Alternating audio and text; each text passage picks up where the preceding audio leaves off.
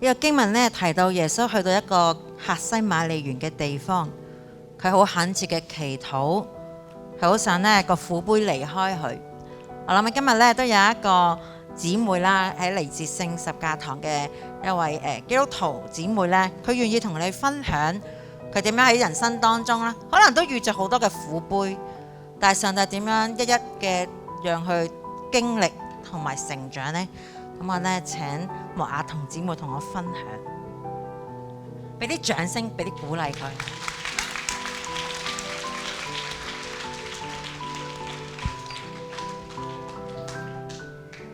大家好啊，各位聖本吉德嘅同學，我係莫雅彤啦，係聖十架堂嘅教友嚟嘅。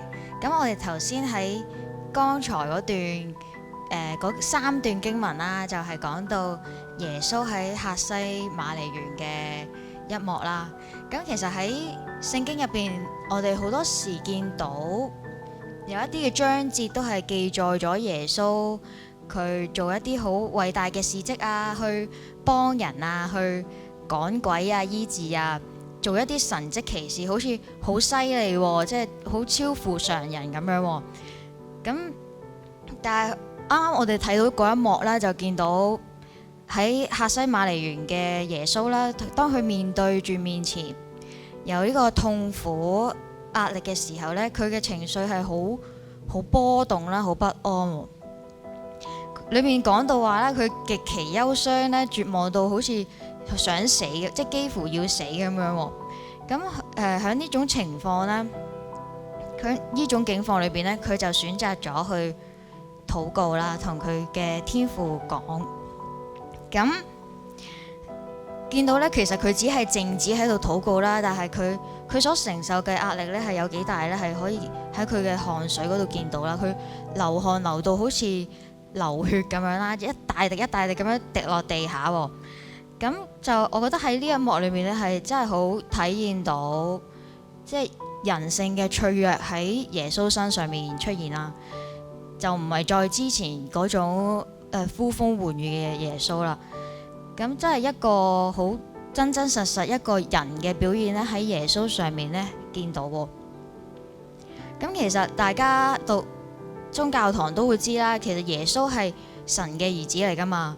咁佢本應其實係可以坐喺天上面嘅寶座，係唔需要經歷呢啲人間疾苦嘅喎。咁點解佢要道成肉身嚟到呢個世界去經歷呢啲苦難呢？大家咧可以諗一諗喎。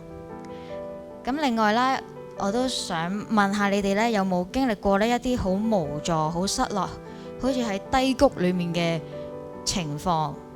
咁喺呢啲時刻，你哋會點樣做呢？會唔會揾人傾訴呢？或者會同邊個講呢？會唔會揾人幫手呢？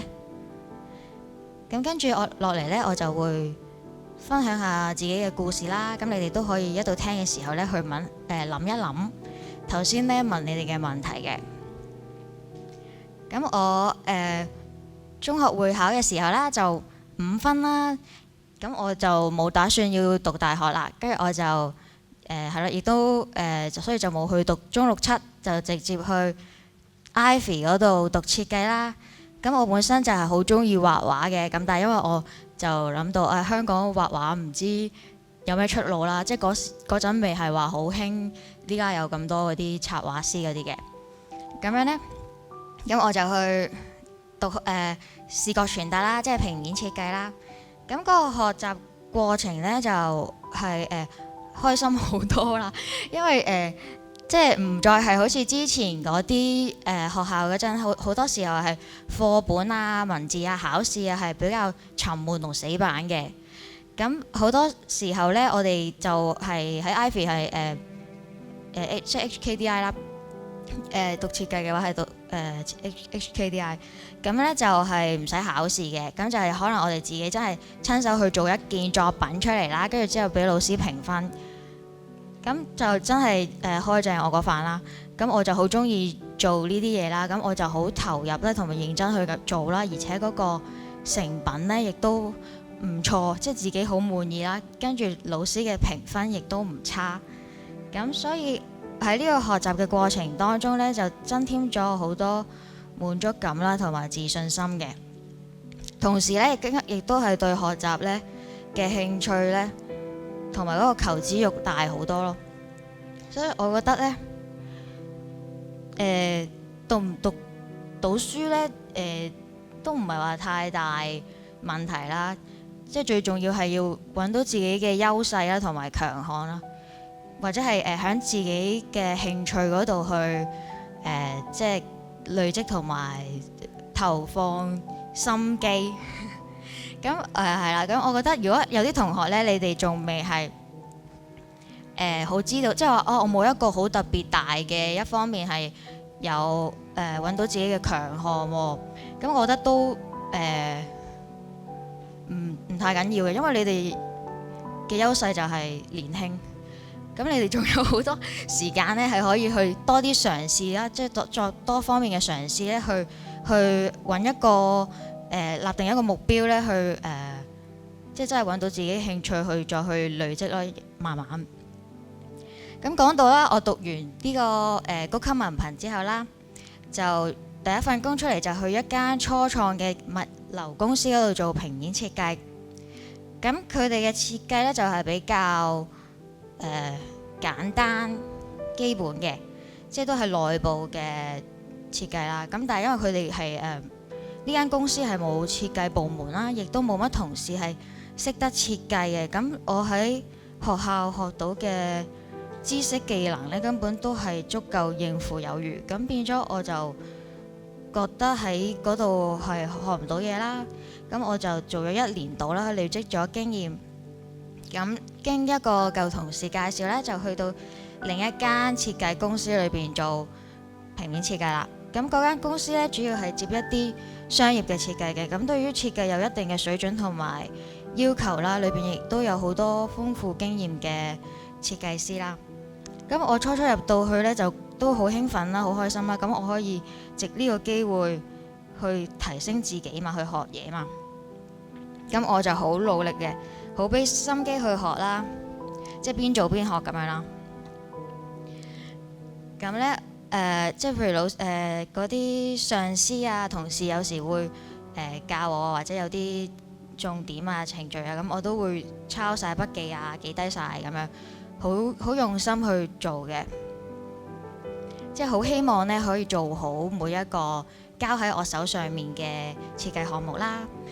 咁亦都係即係可能我初時未熟習嘅時候咧，做得會比較慢啦。我亦都係會自願去加班咧，希望咧做好晒手頭上面嘅工作。咁有試過都做到10點幾、11點先離開公司啦。咁但係好多時候咧個成果都未如理想喎。即係做出嚟，即係好盡力咁樣做咗嗰樣嘢出嚟啦。但係咧，同事上司咧似乎都仍然覺得我嗰個作品咧係未達到佢哋嘅要求或者水平啦。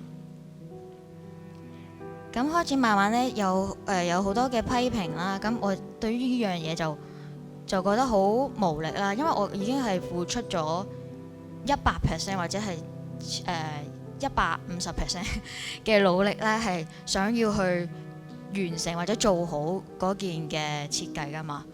咁但係換嚟嘅都係即係都係俾人話或者俾人踩，大家都好似唔滿意，亦都冇欣賞到我嘅付出喎。咁喺嗰個時段呢，我都係成日都係會帶住一個好惶恐不安嘅心去返工啦，即係覺得好似返到公司都係俾人鬧啦，即係其實好似每日都係會俾人鬧啦，同埋可能都有時都講埋啲説話都幾難聽咁樣啦。咁變咗呢，我係啦嗰陣就會好失落啦，同埋即係雖然我係即係話好惶恐不安啦，但我又想，因為我知道呢間公司係有好多嘢可以學啊嘛，咁我仍然去堅持啦，我冇諗住要辭職啦。咁但係呢，我承受住呢啲嘅時候呢，好多時候我放工呢都會因為我試過喺公司都有試過鬧俾人鬧之後喺度喊啦，即係喺公司裏邊喊。跟住亦都試過係放工翻到屋企咁就坐喺飯台一度食飯，跟住一度喊啦，又同屋企人講啦，一度喺度喊。咁其實啲屋企人即係好慶幸啦，因為我屋企人都係基督徒嚟嘅，咁變咗咧佢哋就會都係會好安慰我啦，同埋同我一齊祈禱啦。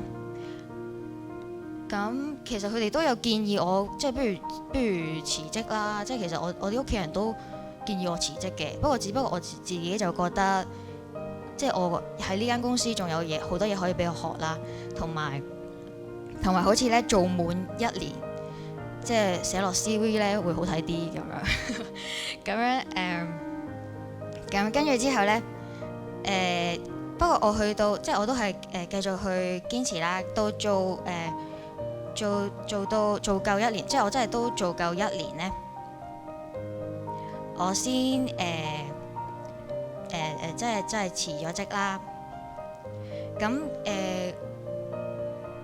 不過我依家回頭睇返，其實我喺呢間公司，即係我對於我嗰個堅持咧，我又冇後悔嘅，因為我喺呢間公司學到嘅嘢，對於我之後做 freelance 嘅時候係好有幫助咯。咁當我辭咗職之後啦，可能受到上一份工呢啲唔開心嘅經歷影響呢，咁對於設計呢，我係有少少卻步啦，即係可能覺得係可能有少少唔適合啦，因為佢哋有時嗰啲同事、嗰啲上司講啲嘢呢，即係令我覺得以後我會唔會係其實唔適合做設計呢？咁跟住我就想朝住自己最大興趣嗰個畫畫嗰方面去發展啦。咁就揾到一間係畫 pattern 嘅公司，咁我就每日返工呢就係畫 pattern 啦。咁呢間公司嘅同事嘅關係亦都好好啦，咁做得好開心。咁我就係啦，亦都喺由上一間公司呢將我嘅自信心崩塌咗啦，拆毀咗。喺呢間公司咧，又慢慢累積翻一啲自信啦。咁算係即係好似穩定啲咯，又揾到自己中意嘅工喎。咁嗰陣咧都諗住前2間公司可能都係大約做咗1年到咁。咁呢間又個環境又唔錯啦，同事又好啦，又自己中意，咁都打算咧喺依間畫 pattern 嘅公司嗰度咧做翻3至5年啦。咁但係點知咧，突然間又有疫情喎，跟住個市放低埋咧，跟住呢間公司咧嘅老闆咧就決定要裁員啦，咁就將我哋嗰個部門嗰條 team 嘅設計師咧都遣散啦，咁變咗我又我本身唔係諗住做耐啲嘅咩？咁之後點知俾人哋裁咗出嚟啦？咁係事出有啲突然嘅，咁我本身其實我冇諗，即係未諗住要，咁我之後方向要點樣？咁我就即係咁我好似未做過 freelance 喎，咁不如試下啦。咁咧我就仍然係想向住畫畫呢個方向發展嘅。咁我嗰陣咧其實係公餘時間啦，即係我1至5返工啦，跟住我星期6係有修讀一啲插畫嘅課程。咁我就原本諗住可能做下插畫先啦，同埋兼住設計咁樣做下啦。咁突然間咧，又有一個念頭喺我腦海出現啦，就係牆畫啦。咁係呢樣嘢就比較冷門嘅。咁但係我自己喺度諗係唔會揾到呢方面嘅工作噶嘛。咁我就上網揾下啦。咁又真係俾我揾到有啲公司係做呢樣嘢嘅喎。咁跟住我就申請啦。咁喺我毫無經驗嘅狀況之下呢，點知對方又真係俾我做喎。咁我就開始咗呢，我做壁畫呢條路啦。咁其實呢，我諗翻轉頭呢，呢個畫牆畫呢樣嘢呢，係我細個小學時候嘅夢想嚟嘅。但係因為可能我嗰陣係唔知，即係覺得好似香港係好似冇乜出路，或者應該做唔到噶啦咁樣，所以我就已經係將我呢個夢想遺忘咗啦。咁但係去到呢個時刻呢，天父呢又將呢個夢想呢放喺我面前喎。咁啱啱開始做 freelance 嘅時候呢，就係2019年尾嚟嘅，嗰陣市道就唔好啦，大家都知㗎啦。咁加上疫情呢，就真係好得閒啦。咁喺冇乜工作嘅即係嗰陣真係冇乜工作啦。咁因為我又啱啱由呢個全職轉為冇固定收入啦。咁我戶口嘅錢呢，因為你都係會日常使費，咁都係會不斷咁流逝嘅。咁初時真係會有啲驚。咁嗰陣呢，因為好得閒啊，太得閒，咁我就有好多空閒嘅時間呢去。我就每日靈修啦、禱告啦，咁有啲經文呢，就喺我腦海度彈出嚟啦。其中一句呢，係最深刻呢，同埋安慰到我嘅呢，就係馬太福音6章32到33節嘅。佢話：你們需用嘅一切東西，你哋嘅天父都知道。你哋只要先求佢嘅國、佢嘅義，呢啲東西都要加俾你啦。咁當我睇到呢句之後呢，我嘅心就平靜落嚟啦，好平安啊，唔再即係之前嗰啲焦慮不安呢，就離開咗啦。咁亦都係即係我不斷都係繼續去祈求啊、靈修啊，即係同天父有更多嘅聯繫啦。咁真係好奇妙啦。咁有唔同嘅炒散嘅機會呢都出現啦。咁我嗰陣就乜都做嘅。就譬如有時去 Uniqlo 接下衫啊，做下倉務啊，跟住又去 HKTV Mall 啊，跟住都有試過去譚仔廚房度錄米線啦，跟住呢，跟住突然間呢，又會有人建議我去讀 ERB 啦，咁去學沖咖啡同埋客戶服務嗰啲啦，咁呢啲課程呢 ERB 啲課程呢，係讀完之後呢，佢會俾翻津貼嚟嘅，咁又係可以變為我一個生計嘅幫補啦。跟住亦都去過，即係疫情嗰啲唔知幾多波呢，啲政府嗰啲政策不斷咁轉噶嘛。咁我又有去過地盤做短期合約呢，去幫人哋記錄嗰啲快測記錄員啦。咁其後去到，即係其實慢慢呢，即係呢啲只係可能我 job 與 job 之間嘅空檔嘅時候，即係有時可能係會。一個月有嘢做，一個月冇嘢做，一個月有嘢做咁樣嘅。咁嗰啲中間冇嘢做嗰啲時刻呢，我就係會去做呢啲炒散啦。咁其後呢，即係嗰啲設計同壁畫接嗰啲工作都越嚟越穩定啦，已經好耐冇做炒散啦。咁喺嗰2年呢，其實都係起起跌跌啦，有好多，亦都有俾我好多時間，即係亦都係因為我喺一個呢個咁動盪嘅狀況下呢，更多機會呢，俾我可以有時間呢去同天父傾偈啦。咁我亦都好即係找緊呢個機會呢去同佢即係係咯傾下偈，即係同佢講多啲心事啦。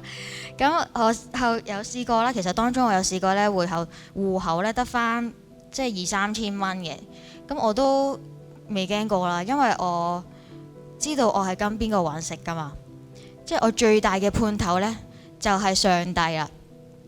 點解我可以咁有信心咁樣講呢？即係我依家嗰啲工作呢，其實工作安排都係交俾佢管理。點解咁講呢？就因為呢，其實我之前揾到嗰間壁畫公司，即係佢就係都係外判俾我啦。即係譬如佢有一啲機構啊、學校啊有想要畫壁畫，跟住就佢會散出嚟俾唔同嘅設計師或者係畫師去報價啦。跟住之後如果OK 嘅話，咁佢就話呢個係你做嘅咁樣，即係俾你做咁樣。咁但係嗰間公司呢，去到上年年中度啦，都話佢唔做啦。咁就係啦，咁雖然有一啲嘅舊客戶呢嘅 job 我仍然係有跟進嘅，咁但係就再冇新嘅項目俾我啦。咁但係喺呢件事發生之後呢，仍然陸續有一啲嘅機構啊、學校團體揾我去做壁畫喎，而且呢，佢哋呢都係有基督教背景嘅，包括有教會啦，或者係有堂見到我畫啲壁畫，跟住又再揾我去畫啦，跟住又有一啲嘅小學、中學啦，咁當中當然係包括你哋聖本德中學啦，嗰個1樓嗰個牆畫啦，咁真係好感恩啦，我覺得。即係一路走嚟呢，其實係有天父嘅帶領住我啦。即係縱使呢，我喺呢個逆境當中呢，即係可能我俾冇宗教信仰嘅人，就係去面對逆境嘅時候，會有多一份嘅安穩喺我心裏邊。咁呢個過程裏邊呢，其實係有起有跌啦。咁我覺得人生路上少不免係會有挫折嘅，但係挫折呢，只係一種磨練啦，係一個成長嘅契機，即係視乎我哋點樣去面對我哋面前嘅挫折咯。所以我哋呢係可以用積極喜樂嘅心態去面對，知道呢，我哋每過一關呢，我哋就升呢啦，好似打機咁。